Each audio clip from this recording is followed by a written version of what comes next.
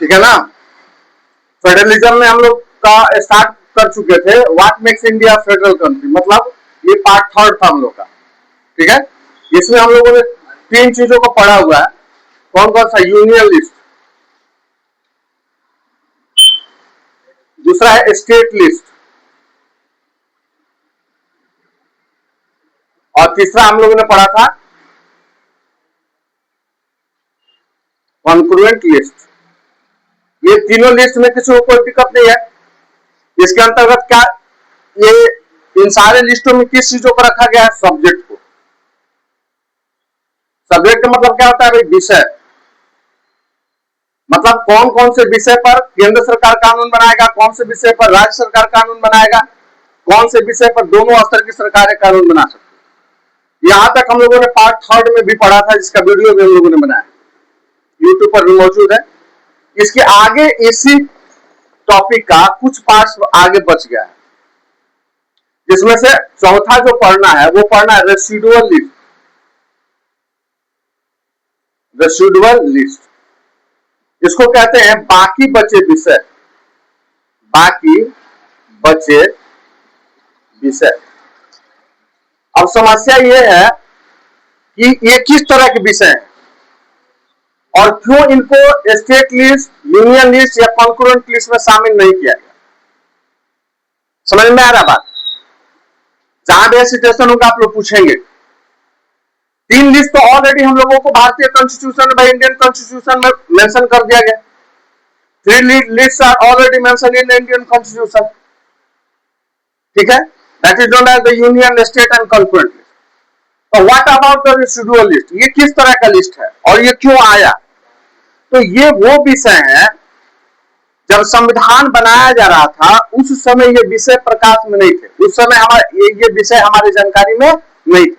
यह लगभग विश्व के बहुत कम ऐसे देश थे जिन देशों में ये विषय या जिन देशों में इस संबंधित कार्य पर कोई कॉन्स्टिट्यूशन अमेंडमेंट किया गया होगा। यानी संविधान बनने के बाद ये विषय प्रकाश में आए। तो समस्या ये हुई कि जब ये विषय प्रकाश में आए तो इन पर भी कानून बनना चाहिए, है ना। तो इनको रेसिडुअल लिस्ट के अंतर्गत आने वाले वैसे विषय जिनको पहले संविधान में जोड़ा नहीं गया था, उन सभी विषयों को संविधान में कानून बनाने का अधिकार केंद्र सरकार को दे दिया गया। और उस विषय के अंतर्गत कौन कौन से उस विषय में, उस लिस्ट में, रेसिडुअल लिस्ट में कौन कौन से विषय आते हैं, तो इसको हम कहते हैं आईटी एंड कंप्यूटर। यानी ये 2 ऐसे विषय हैं जब भारतीय संविधान का निर्माण हो रहा था उस समय ये प्रकाश में नहीं थे, बहुत बाद में आए प्रकाश में। इन पर भी कानून बनाने की हमें जरूरत है, देश में कानून की जरूरत है। इसलिए इस विषय से संबंधित इस विषय को किसके जिम्मे रखा गया? तो यूनियन लिस्ट में, यानी केंद्र सरकार के जिम्मे दे दिया गया। इस पर केंद्र सरकार क्या करेगा? कानून बनाएगा। इसके आगे हम लोग एनसीईआरटी को फॉलो करते जाते हैं।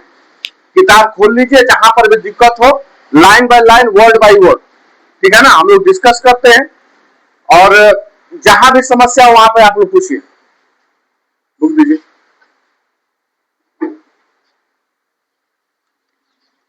ठीक है ना। थोड़ा सा किताब पर फोकस करेंगे। मेनली जो सेंटेंस है उस पर ध्यान दीजिए, सेंटेंस पर ध्यान देंगे आप लोग। चलिए, कह रहा है कि what about a subject that do not fall in any of the 3 list. Concentration है, किताब पर नजर है। क्या सेंटेंस कर रहा है? What about the subject that do not fall in any of the 3 list. उन विषयों का क्या करेंगे जो तीनों में से तीनों विषय में किसी में शामिल नहीं किए गए, ना तो यूनियन लिस्ट में है, ना ही स्टेट लिस्ट में, ना ही कॉन्करेंट लिस्ट में। और subject like a computer software that come after the constitution was made. सीधा सीधा लिखा हुआ है। जैसे कंप्यूटर और सॉफ्टवेयर हुआ जो संविधान बनने के बाद यह विषय प्रकाश में आए, इन विषयों का क्या करेंगे? ये तीनों में से किसी भी विषय में शामिल नहीं किए गए थे। According to our constitution, the union government has the power to legislate on these residual subjects. हमारे संविधान के अनुसार सेंट्रल गवर्नमेंट को यह अधिकार है कि वह कंप्यूटर और सॉफ्टवेयर या आईटी पर क्या कर सकता है, कानून बना सकता है। यानी रेसिडुअल लिस्ट के अंतर्गत आने वाले विषयों पर, सब्जेक्ट पर किसको कानून बनाने का अधिकार है, तो सेंट्रल गवर्नमेंट को कानून बनाने का अधिकार है। इस तरीके से भारतीय संविधान में टोटल जो लिस्ट है उनकी संख्या कितनी हो गई, 4, जिसमें से union list, state list, concurrent list and third last one is the residual list and the subject comes under the residual list are a computer and software और आईटी। ठीक है, on this particular subject only central government have authority to make the law। इस पर, इन विषयों पर सिर्फ central government को क्या है, कानून बनाने का अधिकार। क्लियर हो गया, चारों लिस्ट क्लियर हो गया, आगे फॉलो करें।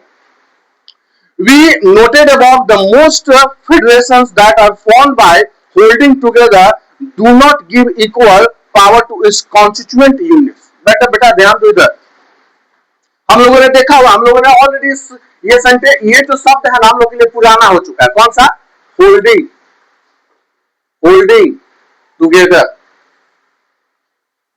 फेडरल, ये हम लोग के लिए पुराना शब्द हो गया। इसके बारे में हिंदी क्या होता भाई, साथ लेकर, साथ लेकर संघ बनाना, संघ बनाना। फेडरल कैसे बनता है, दो तरीके से बनता है। पहला क्या होता है, उसको भी मेंशन कर होता है, कमिंग टुगेदर, कमिंग टुगेदर। और दूसरा क्या होता है भाई, होल्डिंग टुगेदर। क्या कर रहा है एनसीईआरटी, एनसीईआरटी को लाइन पे जरा सा ध्यान दो, गौर करो। कह रहा है कि हम लोगों ने देखा हुआ है कि जितने भी फेडरल कंट्री है, जितने वर्ल्ड के जितने भी those federal country of the world that is made through the holding together federalism। विश्व के सारे देश जो भी होल्डिंग टुगेदर फेडरलिज्म को क्या करते हैं, फॉलो करते हैं, वहां पर कह रहा है कि वहां पर कॉन्स्टिट्यूएंट यूनिट्स, कॉन्स्टिट्यूएंट यूनिट, याद आ रहा है ये शब्द, कॉन्स्टिट्यूएंट यूनिट याद आ रहा है। इसी में हम लोगों ने एरो लगा करके और आपको डिफाइन किया था, सेंट्रल गवर्नमेंट, स्टेट गवर्नमेंट और लोकल। इसको क्या कहते हैं हम, कॉन्स्टिट्यूएंट यूनिट कहते हैं।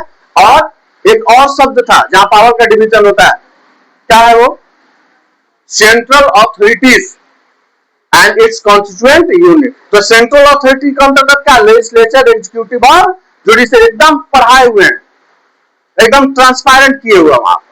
तो कह रहा है कि विश्व के जितने भी कंट्री है, ये 2027 के लिए इंपॉर्टेंट है बेटा, मार्क कर दो, स्टार लगा दो।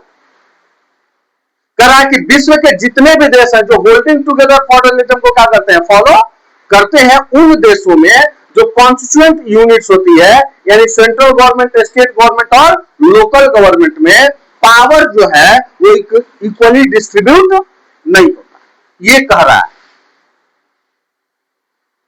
बात समझ में आएगी, फाइनली समझे आप लोग।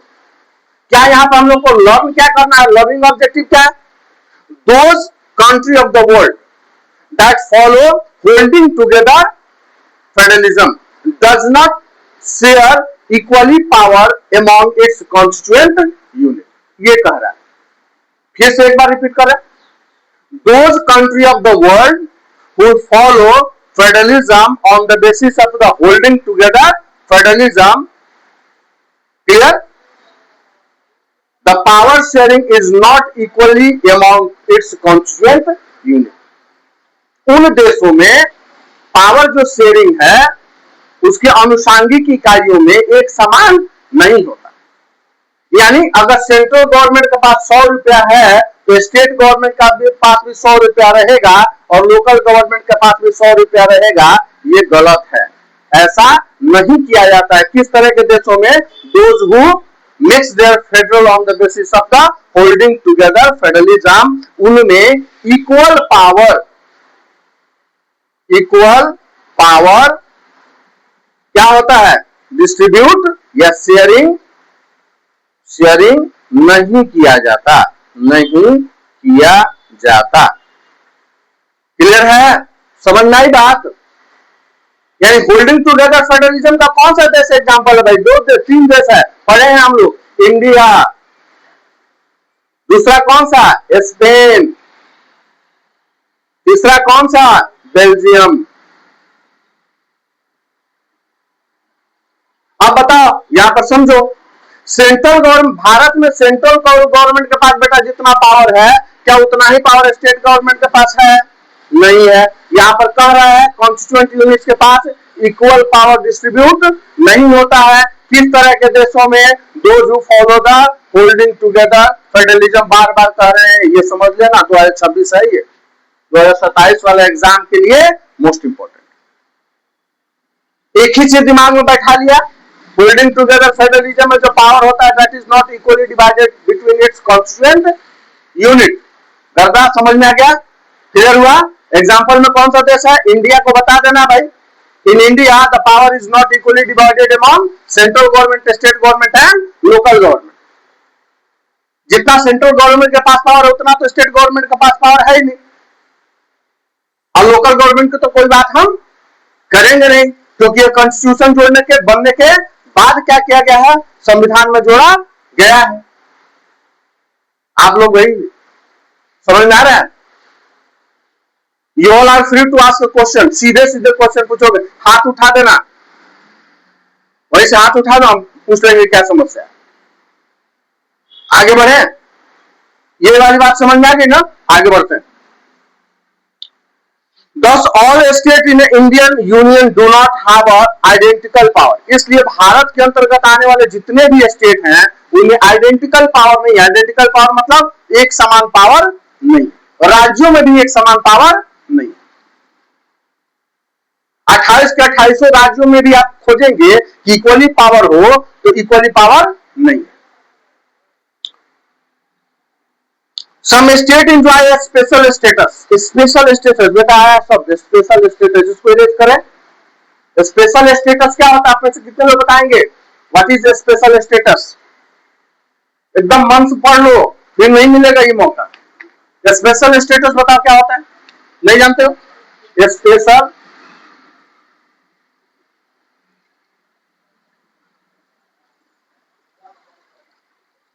इसको कहते हैं विशेष अधिकार।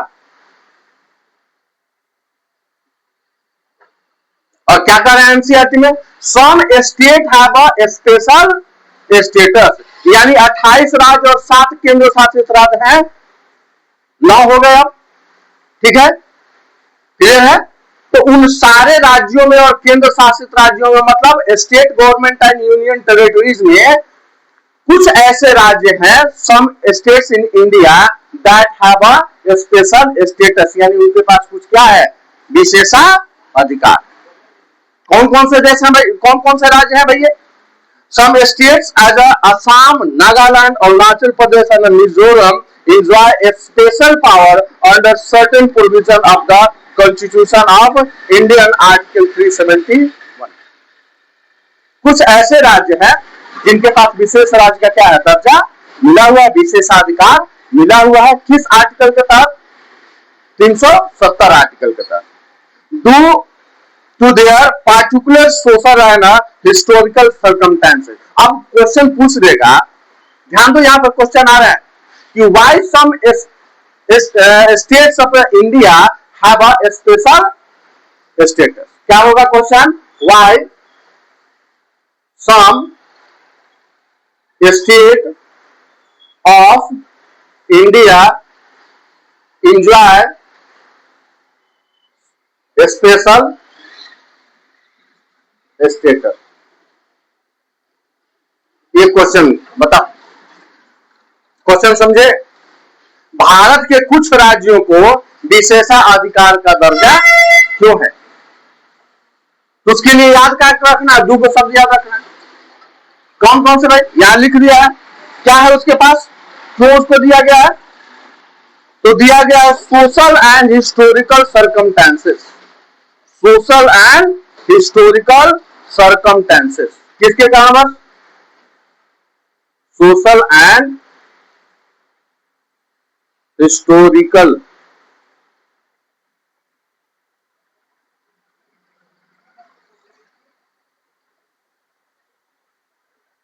समझ में बात आई?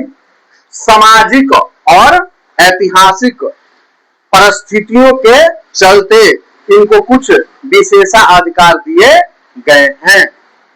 और आर्टिकल कौन सा हो जाएगा? 371। क्लियर? आंसर समझ में आया? समझ में आया? बोलो भाई।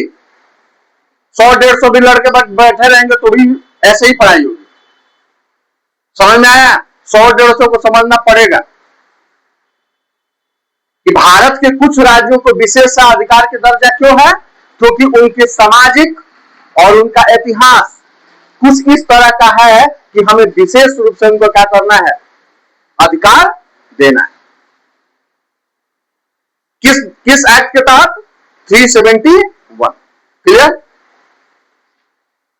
These special power are especially enjoyed in relation to the protection of the land right of the indigenous peoples, their culture, and also preferential employment in the government services. ये इसलिए दिया गया है कि यहाँ के लोगों को कुछ विशेषाधिकार दिया जाए। यहाँ के लोगों का जो भूमि है उसका कोई दूसरा उपयोग न कर सके। यहाँ के जो लोग हैं उनको नौकरी में भी कुछ विशेष आरक्षण की मांग की गई, क्योंकि इनका ऐतिहासिक और सामाजिक बनावट ही ऐसा है कि जब तक हम इनको स्पेशल ट्रीटमेंट नहीं देंगे, विशेष इनका कुछ उपचार नहीं करेंगे, ये राज्य जो है वो डेवलप नहीं हो सकते। India, who are not a permanent resident to the states, cannot buy land or houses here. एक ऐसा राज्य है जेके, जिसको हम जेके कहते थे, जेके, जम्मू एंड कश्मीर। अब कह रहा है कि इस राज्य में due to 371 act and 35A act, ये ध्यान देंगे, जम्मू और कश्मीर में 371 और 35A धारा लगने के कारणवश, ठीक है ना, यहाँ पर भारत के किसी भी राज्य के लोग अगर चाहते कि हम जमीन खरीद लें, अपना मकान बना लें, तो ऐसा करना वहां के पार्टिकुलर कॉन्स्टिट्यूशन इसकी परमिशन नहीं देता था। लेकिन 2019 के बाद नरेंद्र मोदी की सरकार आई, ठीक है, और इसने इस 370 और 35A धारा को क्या कर दिया? हमेशा के लिए खत्म कर दिया। अब जम्मू और कश्मीर भारत का एक अभिन्न हिस्सा है और वहां पर भारत के किसी भी राज्य के लोग अपना जमीन खरीद सकते हैं, मकान बना सकते हैं। 371 के तहत 4 राज्य कौन कौन से? अरुणाचल प्रदेश, अरुणाचल प्रदेश, असम, नागालैंड, ये सब राज्यों में, ठीक है ना। 370 और 35 कहां पर लगा हुआ था? जम्मू और कश्मीर में। इसको क्या कर दिया गया? रिमूव कर दिया गया। क्लियर है? State cannot buy a land or houses here. Similarly, a special provision exists for some other states of the India as well. Next कह रहा है कि there are some unit of the Indian Union which enjoy very little power. कुछ ऐसे भी units हैं, units का मतलब क्या? इकाई। अब किसकी बात कर रहा है? यूनियन टेरिटरीज की बात करेगा। यहां पर दो तरह के राज्यों का बात कर लिया। एक राज्य ऐसे they have their own government, है ना। एक राज्य ऐसे they have their own government, they have not a special status. और एक राज्य ऐसे that they have a special status. कुछ राज्य ऐसे जिनके पास स्पेशल स्टेटस नहीं है, वो सामान्य राज्य है। कुछ राज्य हमारे देश में ऐसे हैं जिनके पास विशेषाधिकार है, और कुछ राज्य ऐसे हैं जो बाउंड्री में या एरिया में इतने छोटे हैं कि ना तो उनको एक बड़ा राज्य बनाया जा सकता है और ना ही उनको किसी दूसरे राज्य की सीमा में जोड़ा जा सकता है। ध्यान देंगे, सम यूनिट मतलब कुछ इकाइयां, कुछ इकाई कहने का मतलब क्या है? ये भी पार्ट है, they are the part of India. Bharat के ही क्या है? ये हिस्सा है, बट इनका जो एरिया है वो इतना स्मॉल है कि छोटा होने के कारण हम इनको स्टेट का दर्जा नहीं दे सकते। क्योंकि इलाके में क्या है, छोटे हैं, पॉपुलेशन में भी क्या है, छोटे हैं। और समस्या ये है कि इन इलाकों से सटा हुआ कोई ऐसा राज्य भी नहीं है कि इस इलाके को उस राज्य में क्या कर दिया जाए, जोड़ दिया जाए। ठीक है ना, बताते हैं, क्लियर है। इसलिए इस तरह के राज्य जो तो ना तो एक राज्य का दर्जा दिया जा सकता था और ना ही किसी बड़े राज्यों में इसको जोड़ा जा सकता था। इसलिए इन राज्यों को क्या कहा गया भाई, जल्दी से बता दो, यूनियन टेरिटरीज। क्या कहा गया, यूनियन टेरिटरीज। केंद्र क्या कहते हैं इसको, केंद्र शासित राज्य। क्यों बनाया गया केंद्र शासित राज्य, समझ आ गया। हाँ भाई जम के बोलो, पीछे वाले लोग बोलो, क्यों बना दिया गया केंद्र शासित राज्य? क्योंकि इनकी आकार, इनकी जनसंख्या इतनी बड़ी नहीं थी कि अकेले इनको क्या किया जाए, राज्य का दर्जा दे दिया जाए। और इतना बड़ा नहीं थे कि किसी दूसरे राज्यों में क्या कर दिया जाए, इतने छोटे भी नहीं थे कि किसी दूसरे राज्यों में क्या कर दिया जाए, इसको जोड़ दिया जाए। इसलिए इनको राज्य का दर्जा ना दे करके इसको क्या कहा गया, यूनियन टेरिटरीज कहा गया। और इसमें कोई सरकार नहीं बनती, यह सेंट्रल गवर्नमेंट के द्वारा सीधे क्या किया जाता है, संचालित किया जाता है, known as the union territories. उनको किस नाम से जानते हैं हम, यूनियन टेरिटरीज के नाम। ठीक है, तो ऐसे चलोगे तो कितने तरह के राज्य हो गए, 3 तरह के। कौन कौन से भाई, कौन कौन से, नॉर्मल स्टेट, नॉर्मल स्टेट के अंतर्गत क्या हो गया, सामान्य राज्य, सामान्य राज्य। ठीक है भैया, इनकी सरकार है, इनके वित्तीय व्यवस्था है ना, इनका सोशल स्ट्रक्चर ठीक है, इनका हिस्ट्री क्या है, ठीक है, इनको किसी तरह का स्पेशल स्टेटस की जरूरत नहीं। दूसरे राज्य कौन से होगा भाई, कौन से होगा, स्पेशल स्टेटस वाले राज्य। और तीसरा राज्य कौन सा होगा, तो यूनियन टेरिटरीज।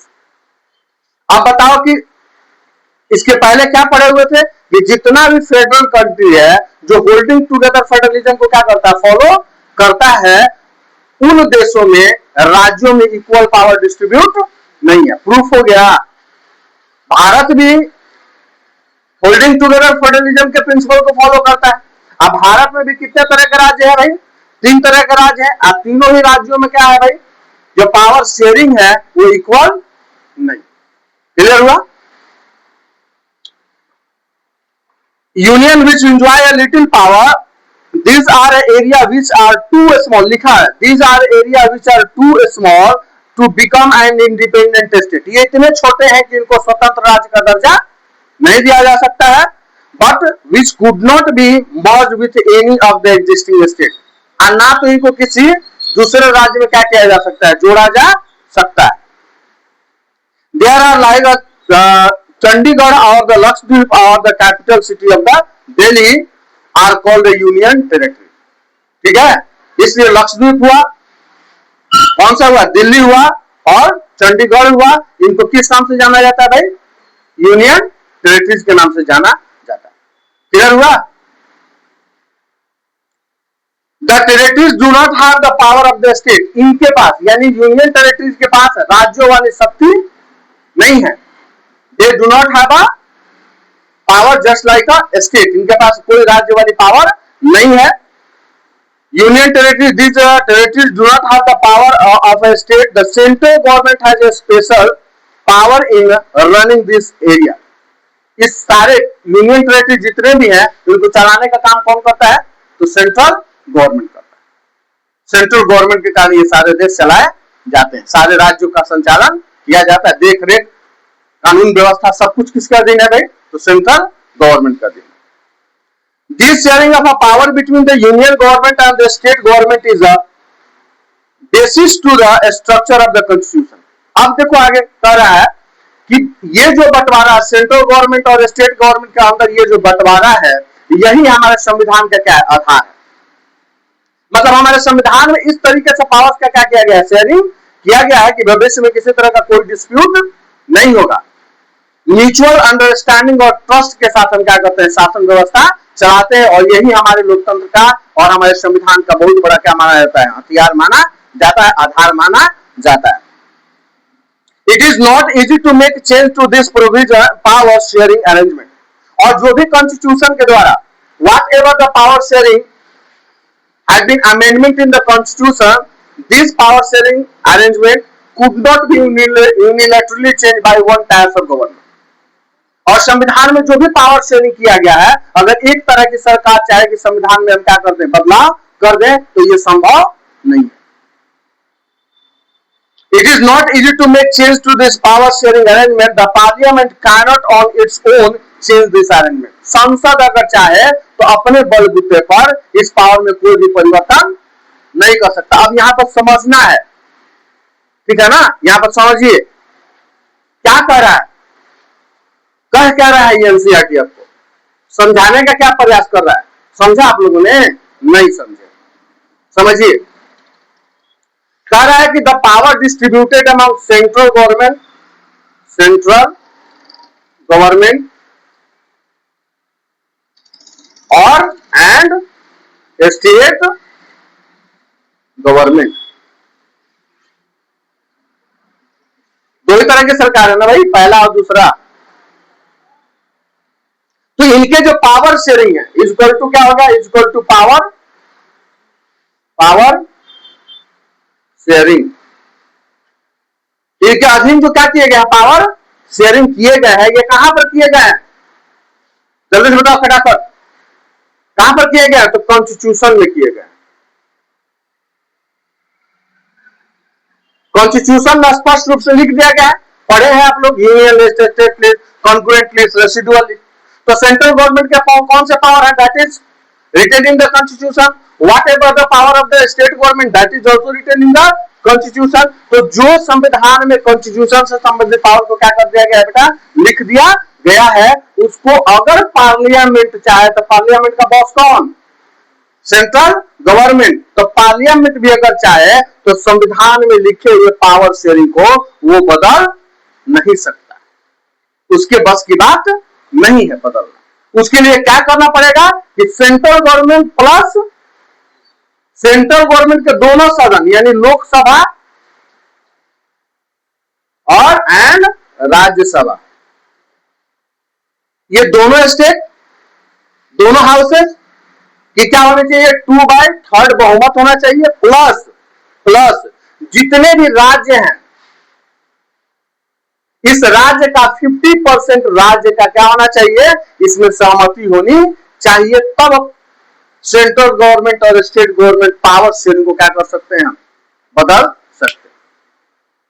क्लियर हुआ, समझ में बात आ गई।